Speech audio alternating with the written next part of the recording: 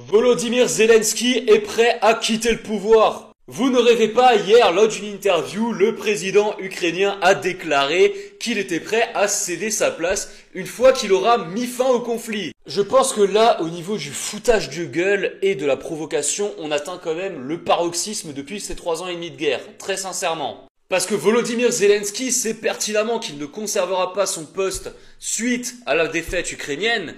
Et s'il voulait réellement arrêter la guerre comme il le disait, déjà il ne provoquerait pas la Russie en expliquant qu'ils doivent se cacher dans des abris anti-aériens s'ils ne cessent pas les hostilités tout de suite. Mais surtout, il se rendrait à Moscou. Je rappelle que Vladimir Poutine lui a proposé de se rencontrer afin de discuter justement de l'avenir et de la fin de ce conflit. Le tout avec une escorte diplomatique, etc. Bref, dans le bon cadre du droit international si cher à nos chères élites mondialistes. Et celui-ci a refusé. En même temps, tu m'étonnes, fin de la guerre égale fin de la fête pour Volodymyr Zelensky et sa clique d'oligarques corrompus. Donc en fait, qu'il arrête, parce que c'est pas en provoquant la Russie qu'il va mettre fin au conflit, et il le sait très bien. Et le pire, c'est qu'il y a des gens qui sont encore capables de prendre ce type d'article et de déclaration au premier degré sans réfléchir.